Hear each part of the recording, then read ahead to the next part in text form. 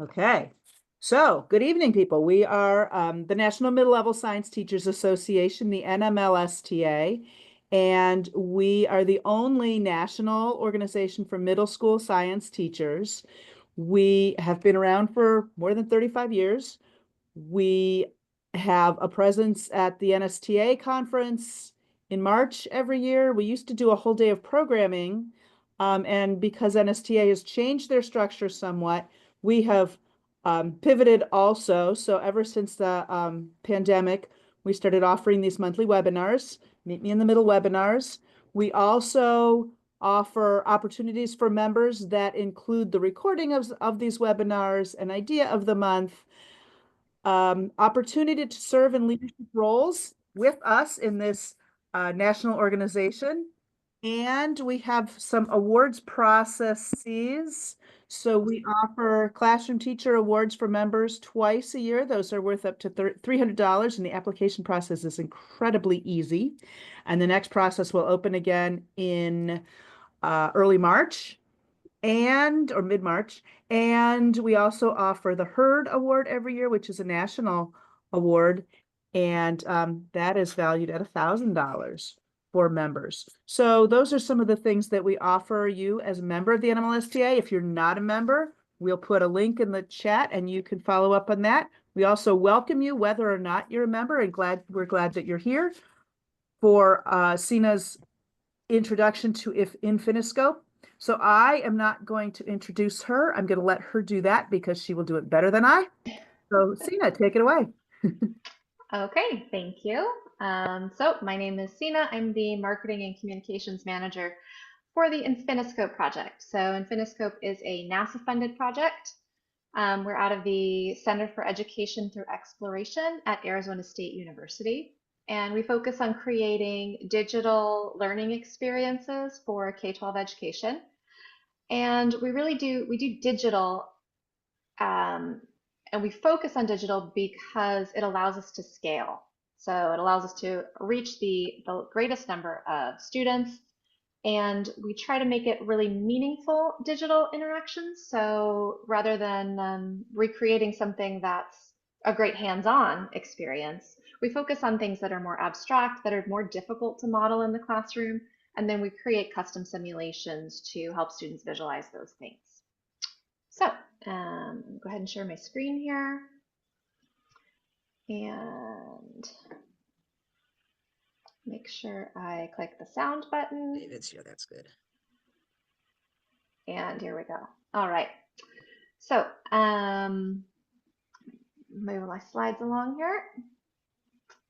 All right, so just a quick overview of the project itself. We are a digital teaching network. Basically, three main things that we do. That bottom tier there is our foundation. These are the classroom-ready digital learning experiences that we create. These are all available online. You can launch them directly from the website, and they are aligned with NGSS standards. And they're interactive, they give adaptive feedback and different pathways. And so those are all just sort of available. And then we also have creator tools. So we offer the tools that we use to create things, we give you access to them. So if you're interested in creating any sort of digital learning experience or virtual field trip, we have free tools available to do that. And then that top tier there is our professional development. So we offer training around sort of all of the different things that we offer. And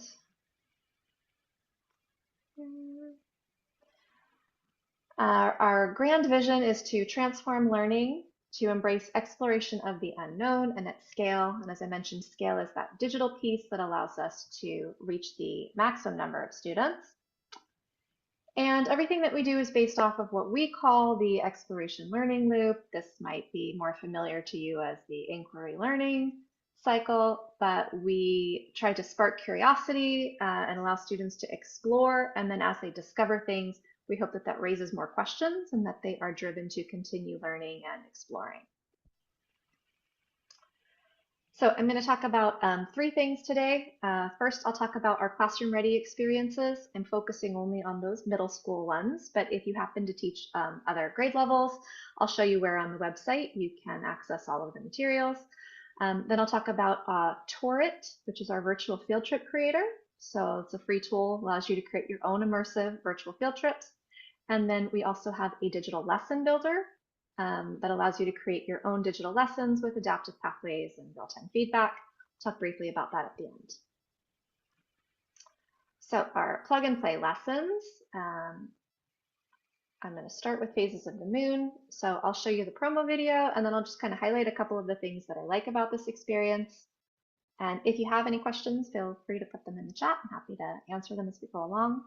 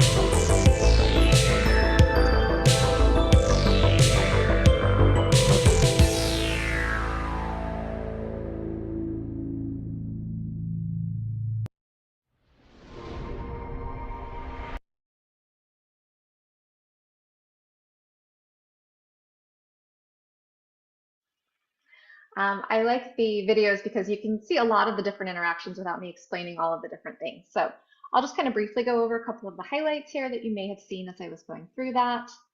Um, so the character that is sort of helping you along is Lucia. She's the lunar cataloging intelligence assistant, I believe. So she's kind of this character that is your guide as you go through the experience. And she's having this problem that the images that she's taking are washed out because there's something wrong with her code, and she's taking them during the full moon instead of the new moon. And so your job is to help her figure out what's going on with the phases of the moon so that she can take better pictures. And so as you're doing this, there's a variety of different interactions. So there's some sequencing of the different moon phases. There's some matching of the moon phases. And then there's like a card game at the end where they can earn points, and they're looking at the name of the phase, what it looks like from Earth, and also the Sun, Earth, Moon system. So there's a lot of different interactions as they go through that really help to keep them engaged. And you can see it has this kind of cute retro 80s feel, which students think is cool. It's funny, the cycles that we go through, right? So this has a custom simulation that we built. We basically looked at what was out there in terms of phases of the moon, and a lot of us are former classroom teachers, and so we recognize that a lot of times it's that shifting mentally from one view to the next. And so we built this custom simulation that actually zooms in and out. So you get the Earth perspective, and then you can look at the solar system perspective. And then you can advance the moon in the orbit, you can advance the lunar cycle from Earth, and you can see how it changes the phase that's visible. And then you'll also notice at the bottom that as they go through, they're moving through the steps of the engineering design process.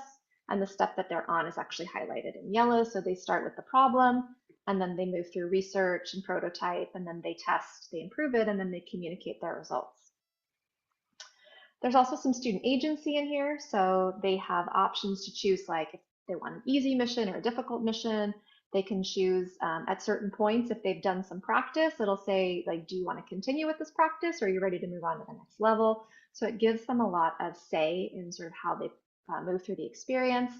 And then all of our experiences have this, what we call this real-time feedback, where it actually tells them, like, not incorrect or correct, but it actually gives them feedback like you would give if you were standing next to them and they said something. You would say, oh yeah, that's right, it's because this happens. Or you give them more than just that's wrong or that's right. And so we always try to do that at each phase, each phase of the moon, also each phase of the lesson. And it just kind of helps to give them either reassurance or to help guide them to fill in misconceptions, those types of things. And then just to give you an example of what the two paths might look like. So if they choose an easy mission, they might have something like this where they're sequencing. And then if they choose difficult, they have different perspectives. So now they're looking at the Sun, Earth, Moon system. So what does that look like? And you can see that the orientation of the sun here is also moving. So it really has that, like, it takes a lot more cognition, right, to figure that out. And then they can also see different perspectives. So they see the phase of the moon from Earth along with the Sun, Earth, Moon system, and they have to sort of match those up and put them in the right sequence. So we test all of our experiences in classrooms with local students before we put them on the website. And you'd be surprised, there were a lot of kids who loved this. They said, you know, I already learned phases of the moon. We're learning it again, but I remember it. So I love this additional, like, challenge. I actually feel like I'm learning something more than I did before. So very popular. And then, of course, there's some summative assessment here, and that comes in different forms. So there's some matching that they go through. There's just a free response. There's fill in the blanks. So it gives them a lot of different ways to communicate what it is that they have learned. So the next one I'm going to talk about is Kingdom in Peril. So this one is all about eclipses. And I'll show the video, and then I'll kind of walk through a couple of the highlights there as well.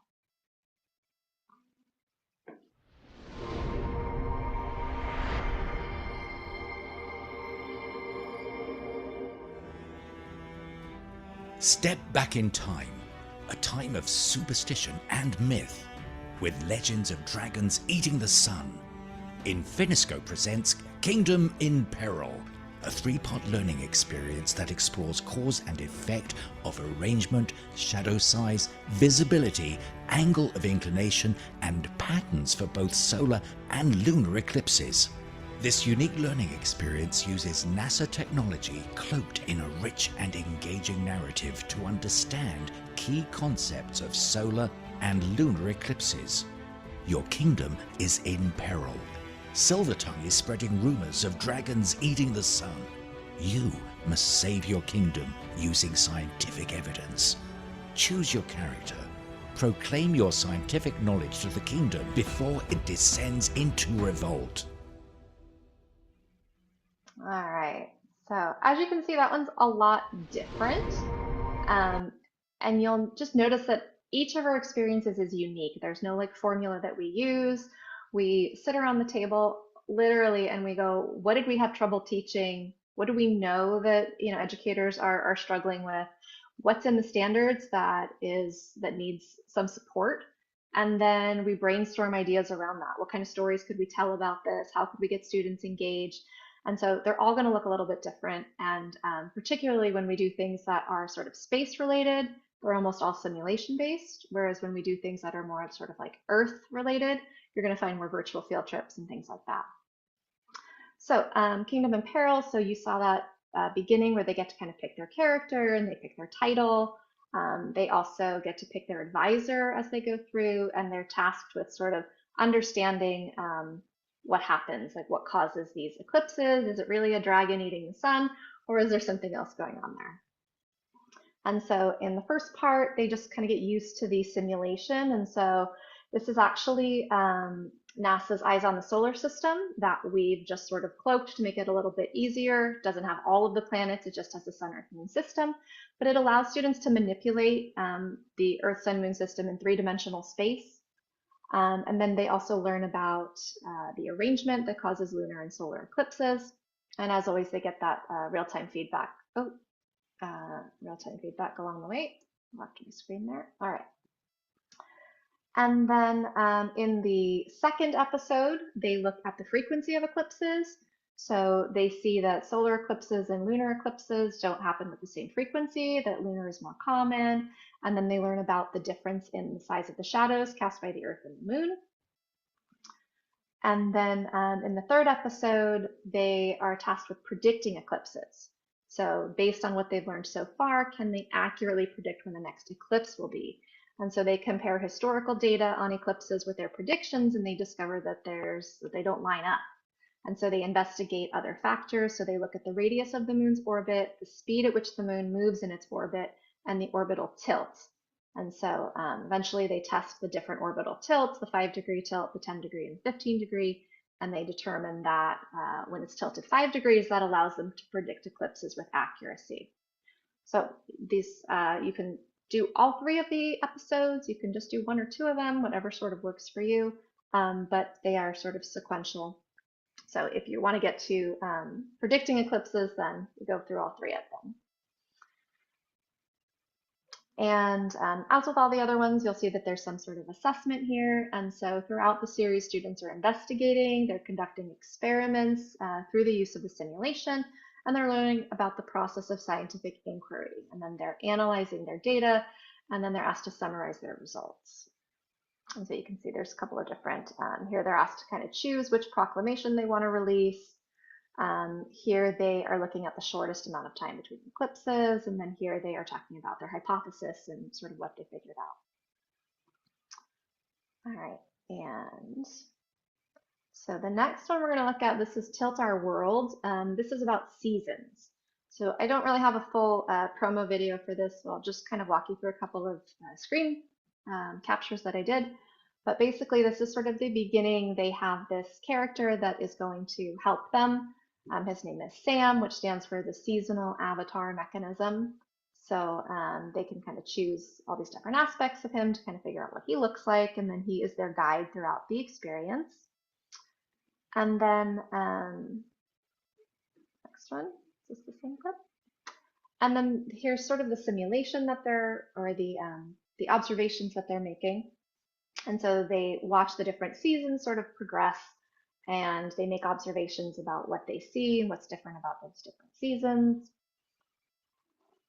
And then they look at intensity. They do a little exploration there. And then here's the simulation that they're going through. And so it's a really simple simulation, but I love it. Like, I love the simplicity of it. They can choose latitude and tilt, and they can choose position and orbit. So it's really just those 3 things. But through that, they really get to see all of these different seasons and what it looks like at the equator versus, what it looks like at the North Pole. And so it really helps them, I think, to understand what causes the different seasons. And then of course, there's assessment as well. And so here they're asked to summarize their findings before they actually apply what they've learned. So in the second phase of it, what they do is they apply what they've learned to what happens with seasons in the southern hemisphere. So they get to sort of summarize, and then they apply. All right, and then so all of those have sort of been like simulation based. So Search for Life is all about the search for life on Earth. And this one is going to be virtual field trip based. So I'll show you what that looks like here.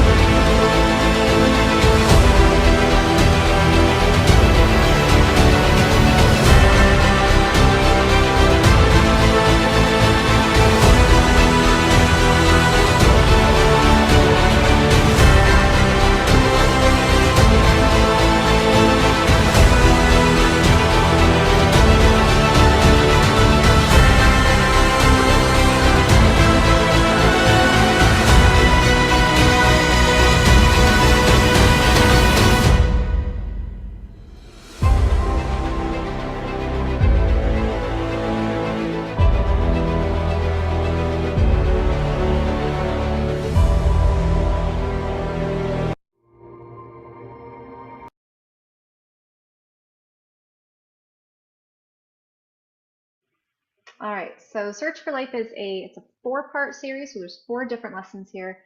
The first one is called Stories in Rock. So they begin exploring the rock record by learning about different fossils. They construct a rock column, they learn about the different types of rocks, and they determine their relative age. In the second lesson, which is called Extinction Story, they explore the KPG boundary and they collect fossil evidence to determine which type of organisms lived before and after the mass extinction event. They discover paleontologists' secrets for distinguishing rocks from bone fossils. They learn about the significance of the ashy clay layer and the evidence for an impact 66 million years ago. And so they kind of like look at the dinosaur era there. And then in Story of Complex Animals, they are looking at key features of the Ediacaran environments that gave rise to the first multicellular organisms on Earth. So they learn about the deep time events that occurred from the formation of the Earth to the era of humans. And then they identify fossils in the Parv fossil bed in Milpina, which is down in Australia.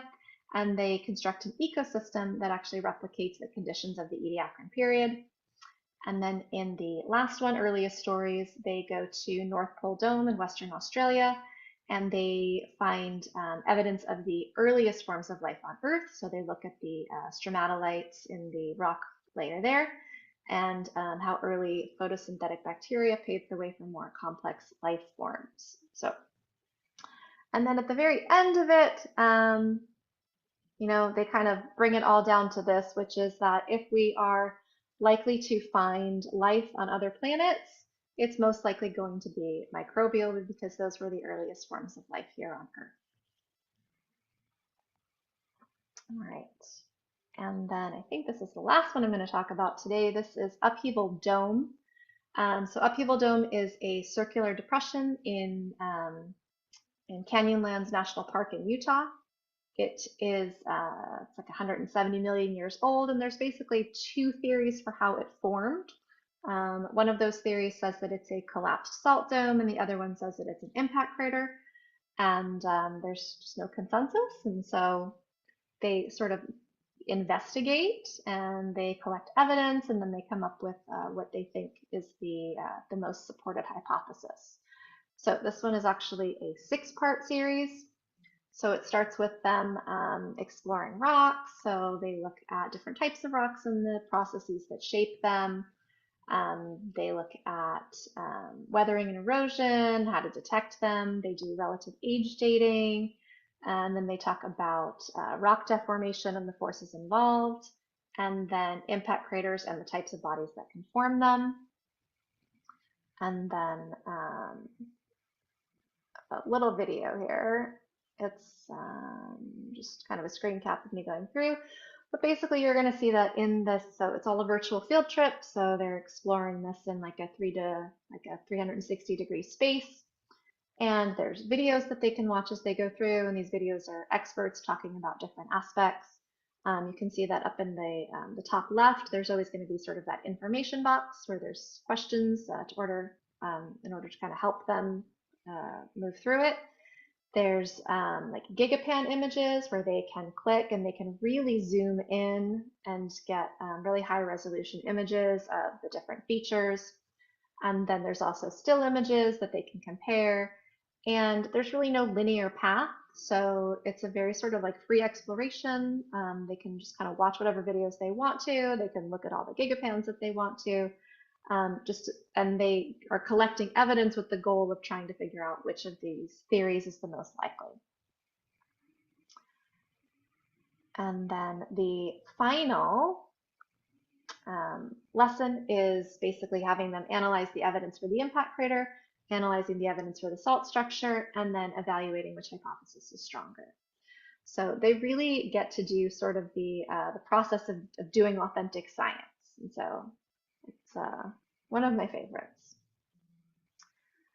All right, so I think that's the end of sort of our middle school focused lessons. I'll just mention also that we do have an enrollment feature that allows you to enroll students in a lesson. This allows you to have more flexibility. So if you know the students aren't going to finish a lesson in the allotted class time, you want them to finish it later for homework, the next day, whenever, If you enroll them, then it saves their progress as they go through. It also allows you to see when students have accessed the lesson and if they finished it. And it allows you to control how they access it. So you can create links with different expiration dates. So if you want students to complete it in a week, you create a link that expires in a week. And if somebody's absent and you want to give them additional time, you just give them a fresh link and they can access it for that as well. And we are working on a more sort of robust data dashboard right now, but we don't have it quite yet, but know that it's coming. I'm thinking like February, the date I've been given. So I'm hopeful that we can deliver on that. We used to have a very strong data dashboard, but we had to switch platforms about 4 years ago. So we have been in the process of building our own open source platforms so that we don't run into that problem again. All right, so I'm going to switch now to Torrit. So Torrit is our virtual field trip creator.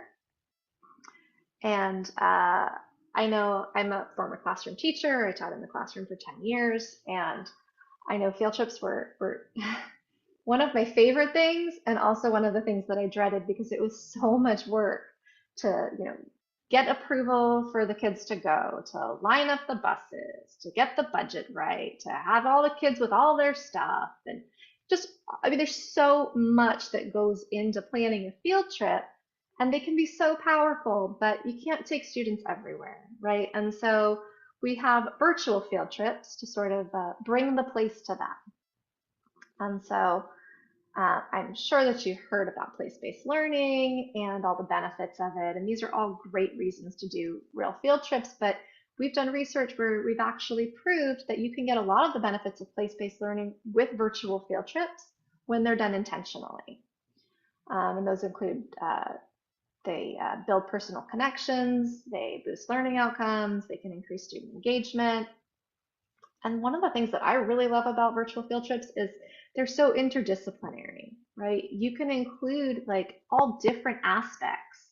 So if you're doing it, just on geology, you can expand that and you can bring in other disciplines as well, because when we're in the natural world, it's not a single discipline, right? I mean, the world is full of all of the different disciplines.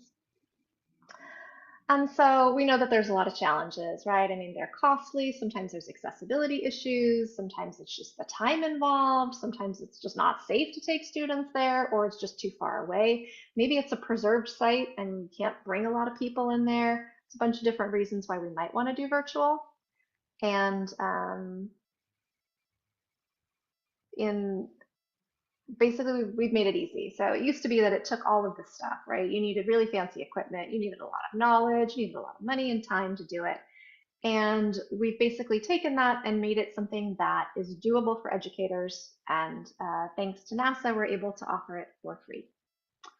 So I will show you this video. This is basically just a walkthrough. So this is one of the girls from our team who was down in Hawaii capturing footage for this virtual field trip. And she just kind of walks you through the tour itself and then talks about how easy it is to make it. So you're going to see that it's like drag and drop.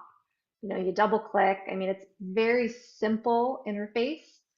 And I'll play this. And if you have any questions, I'm happy to answer them.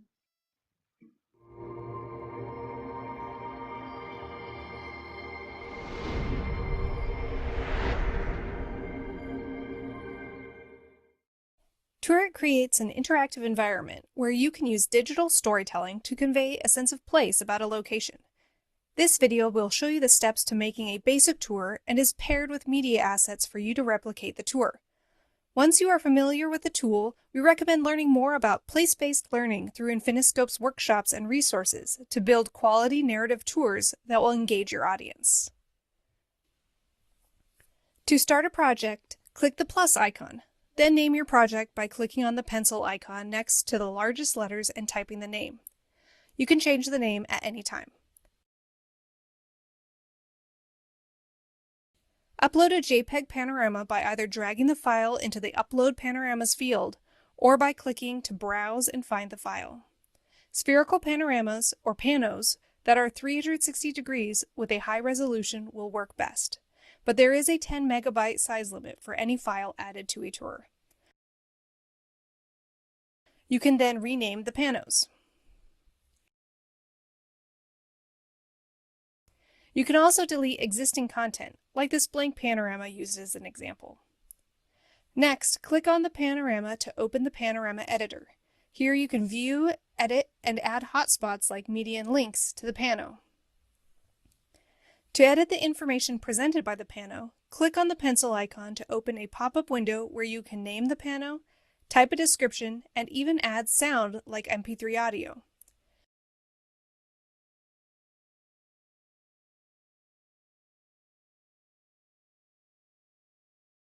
Click on the green check on the top right when finished adding the information. To maneuver in the tour, click and drag to change the view. Scroll up and down to zoom in and out. Click on the mountain icon to set a starting position or default view within the pano. To add hotspots, like media and links to the pano, click on the Add a Hotspot button. A pop-up menu will appear. There are many kinds of hotspots to choose from within the tool, as seen in the drop-down menu. For the first hotspot, let's connect this pano to a second one. You can then rename the pano and move the hotspot. At any point, you can preview your project by clicking on the binoculars icon to preview the project in the browser window. Though there are thumbnails to access panos at the bottom, the hotspots can guide viewers in a non-linear way as well. To go back to the editor, close the tab when finished previewing, as was done here off screen. Let's add some more hotspots to this example. To move to another pano, use the double arrows or move with a hotspot. Double-click to add the hotspot. You can also drag it to a better location. Use the drop-down to choose the type of hotspot to add and fill in the information associated with that hotspot. For a text hotspot, select the button from the menu or double-click. The hotspots here were added by double-clicking.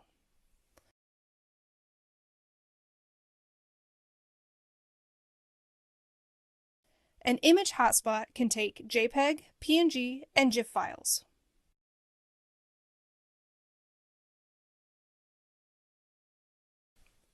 You can also add PDFs.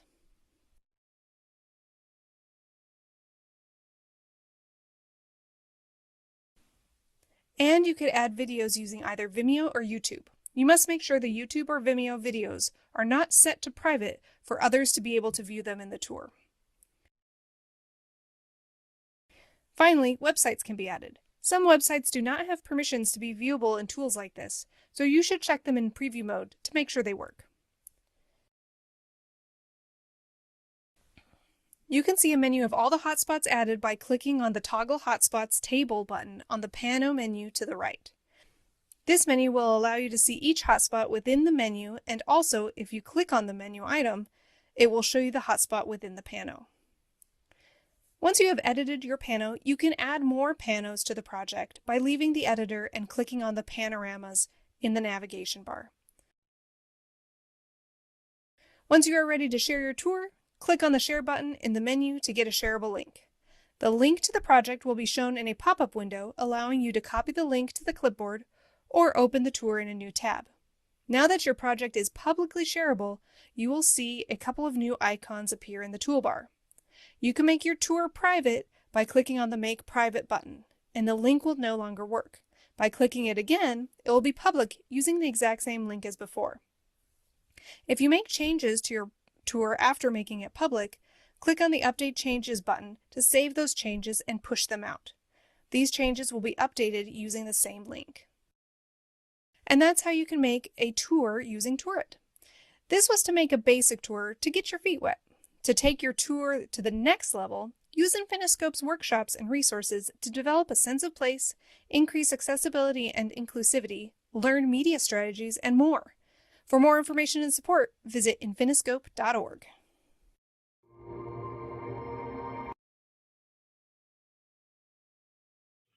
So as you can see, it's pretty easy to use.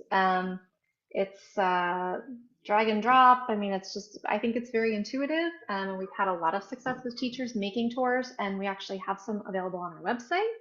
So I'll kind of just walk you through the website real quick, kind of show you a couple of different things. And I'm going to,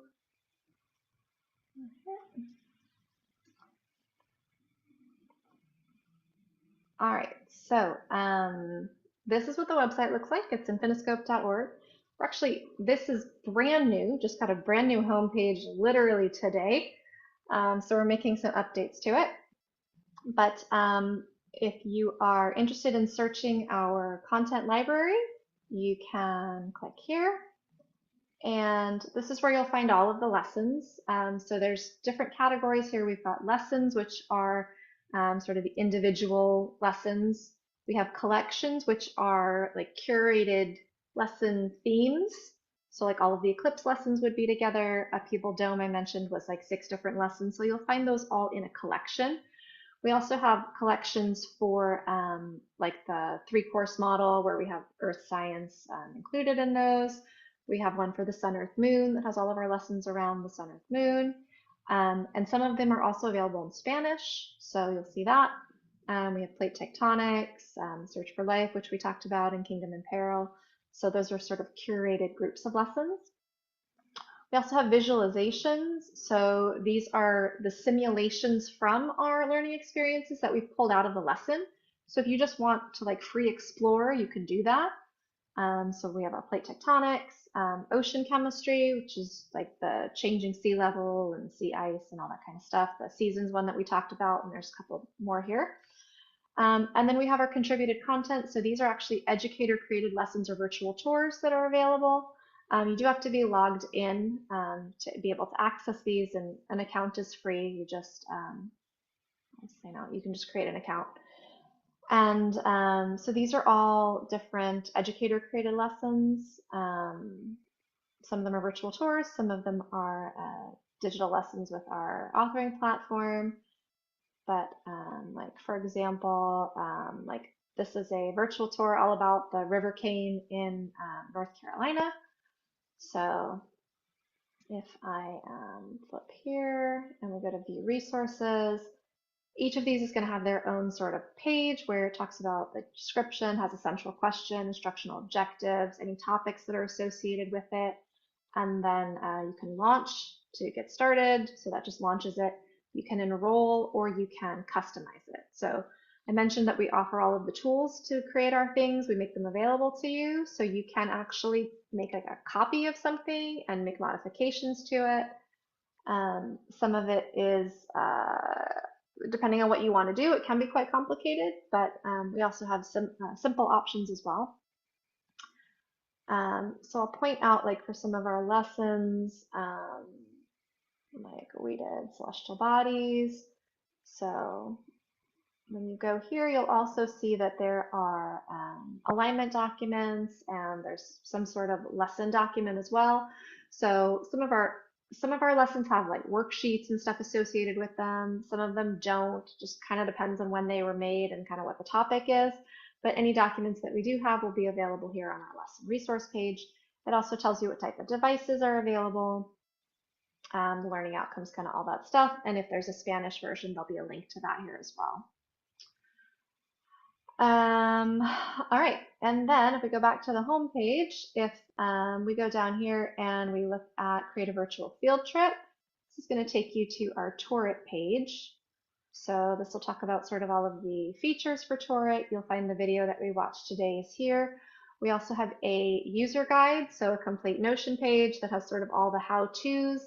We also have some self-paced training modules on just sort of the basics. So if you click here, you can access our self-paced training modules. We are actually working on taking our entire Tourit training series, which is not just the sort of intro, but also all of the pedagogy for how to create these place-based learning experiences, how to capture media. We are building self-paced learning modules for those. We hope to have them at least partially done by February. And then if you're interested in joining us for a live training, you can check out our events page. And that's going to be up here. So we do have, okay, I'm going to check this in. Like I said, new homepage, maybe some bugs still here. Infiniscope infiniscope.org/page/events. So you'll find our upcoming events here. So in January, we have some tour training on gathering pre-made media, on capturing your own media, and then in February, sort of refining your tour. So that's where we talk about accessibility and sense of belonging and a couple of the finer points of your tours. So you'll find all of that kind of stuff here on our events page. And then once you have an account and you sign in, let me sign out for just a minute here. So this is where you can request an account. And then once you have an account and you sign in, you will have this tools menu appear, and this is where you can access Torrent. And then we also have a digital lesson builder, which we call our Simple Author, that's available here. And you can learn more about that. Clicking here. So this is basically, it's very similar to the tool that we use to create the learning experiences that you see on the website, but we've made it so you don't need any sort of coding skills. It's very user-friendly. You can create your own adaptive pathways by dragging and dropping screens into different orders. You can type in your adaptive feedback. So we've just sort of made it a simpler version that's very easy for you to create your own lessons. You can, here, I'm gonna stop here. I'm gonna go back to my slides because that'll give you a little bit better idea of what it can do. It allows you to send students down different pathways based on their responses to questions. So each student can actually have a unique experience as they move through the lesson, depending on what their level of knowledge is, or on what they choose to explore. So you can include student agency as you create it. It allows you to choose from several different types of interactions. So there are like these drop-down type of menus that you can use. There is the slider function. You can pull in, you can iframe in other websites and simulations. You can pull in YouTube or video or Vimeo videos. So it gives you a bunch of different options for interactions. And then in terms of when you're actually building it, you can see, so this is just creating like the lesson flow, and you can actually just create different branches by just dragging and dropping new screens. So it's very, very easy to work with. And then when you actually go to edit a screen, it's very sort of PowerPoint-esque where you can choose from different layouts. And then once you get that layout, you can continue to modify it. So if it's not exactly what you wanted, you can add things, delete them, change the size of things. You can easily edit text, and you can do all the fancy things you want to, like highlight it and make it different colors and bold it and all of that fun stuff. So if you are interested in that, you can just follow the link from our homepage. There's actually a form here that you can fill out, and we'll send you the instructions on how to access all of the stuff for that. And a fun fact, you can also actually put a virtual tour into your own lesson. Isn't that fun? So it just allows for a lot of different options. So I'm going to end my talk there, and that'll give us some time for questions. If you're interested in joining the network, which is free, we'll put the join link here in the chat. It's just infiniscope.org/join. And in addition to everything you see on the website, we also do have some subject matter expert talks. So we just recently had a talk for Artemis. So we had one of the mission scientists come and talk about the science behind the Artemis II mission. We also just did one for the Mars sample return. And in the past, we've done ones for like OSIRIS-REx and Lunar Trailblazer. So we offer a couple of other things to our educators as well. So if you're interested, just check us out, infiniscope.org, and I'll stop there and I'll open it up for any questions. I have probably a pair of questions, I think. So go back to the summative assessments. Is there any way that the teacher gathers data from that? From those, if the kids are just using them, and if, second question, you Mhm. enroll the kids, does that change what you can collect? Yes. So if they're not enrolled, you won't see anything. Okay. So it's like completely anonymous. So like we have a lot of teachers that work in states where they have very strict requirements that they have to adhere to about student data and things like that. So for those, like you can just launch it directly from the website. We don't collect any data. There's no login, right? Students can go through the experience completely anonymously. If you enroll them, you will have access to their responses, but right now it's not easy. Like there's no way right now for you to just look at aggregate responses. We don't have like that dashboard that makes it easy for you to process the information. It's there, but it's too tedious to go through the way it is right now. So if you wanted to look at a particular response, you could, but it's not user friendly enough to be truly useful. I mean, honestly, at this point. So we're hoping that updates that we have, hopefully by February, will change all of that. Okay, that's interesting. That's great. Thank you. Mhm. Somebody else?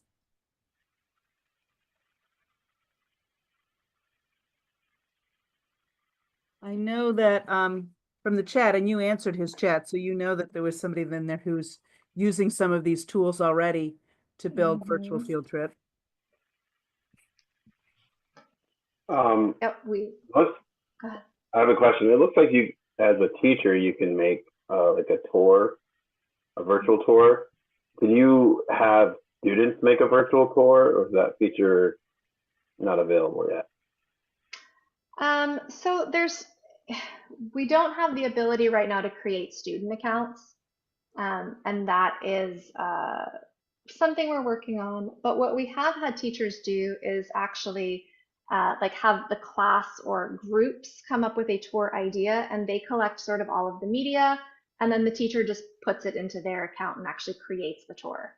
So students can create videos, they can capture all of the media themselves, they can tell you what the hotspots are, but then you actually build it in your account.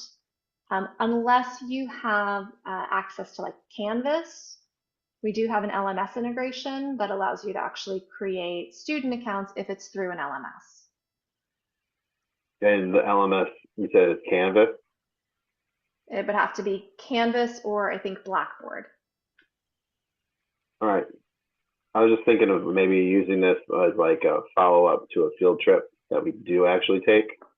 Like students can like recall what they actually did. So maybe having them be the media capturers would work out well. Yep, Right. absolutely. A good way of closing the loop and bringing it all back afterwards. I like that. Yeah, and we have people who use it sort of as a pre-field trip too. So like we work with a lot of the challenger centers and they have student field trips. And so what they do is they actually do a virtual tour of the space beforehand. They share it with teachers and it just sort of like it gets students ready. So when they get there, they're not like, oh, what is all of this, right? And they're not really like focused. They've already kind of seen the space. They know what to expect, especially if you have like neurodivergent learners or people who are just sensitive to different things. It's really great to just sort of orient them to the space and let them know what to expect before they get there. But I also love the idea of using it post field trip to sort of wrap things up and solidify the learning. So there's just so many different ways that you can use it. And I will say that we do also offer, we have a camera loan program. So if you're interested in making a virtual field trip, we do loan out 360 cameras for you to do that. There are other ways you can use a smartphone and photo stitching software, which takes a little bit more time, but it's an affordable option and it's really quite simple. So we try to support you as best we can. So if you're interested in that, we can certainly help you along. And Dave, did you borrow one of those last summer or only learn about it? Curious.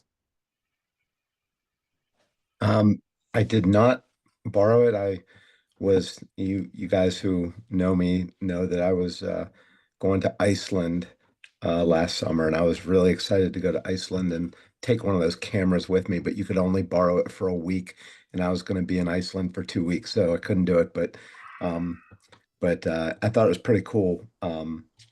At the the Earth Educators Rendezvous, we went to Awesome. the Wissahickon Valley, and they brought one of these 3D cameras, and we took all these cool videos, and we have all these resources that I'm trying to sift through when I have some free time, which is never, but to put together a tour sometime by the end of the year, and submit it to the website, and maybe even they can, if you have something you put together that's good, you can even get a stipend from Infiniscope. But yeah, you gotta make sure that it's appropriate for students and that it's got lots of different learning parts. Cool. That's excellent. Are there other comments, questions?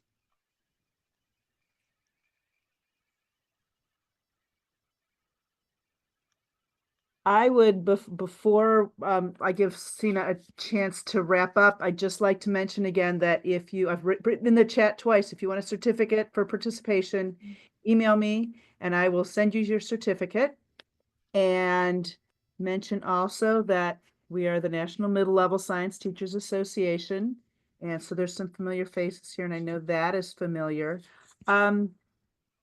If nobody else raises a hand, speaks up, I'm going to ask Sina how you would like to wrap up this evening. Before you do, I just want to say thank you so much. This was really neat. There's makes this look very, very manageable and doable. And I'm going to pass on to my successor teacher some ideas that she can use from here, because I know she's just getting established and she can use all the help she can get.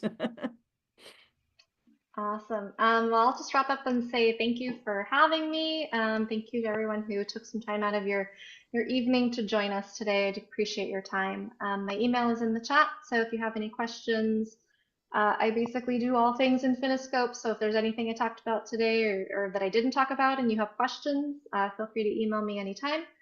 And check out the website, infiniscope.org. And that's it. Thank you. Terrific. Thank you so very, very much. This was informative and interesting and fun.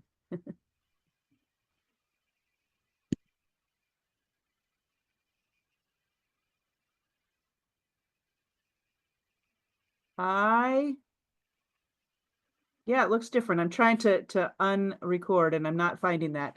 But thank you for coming, everybody. It's good to see you. Have a great evening. Bye-bye. Bye-bye.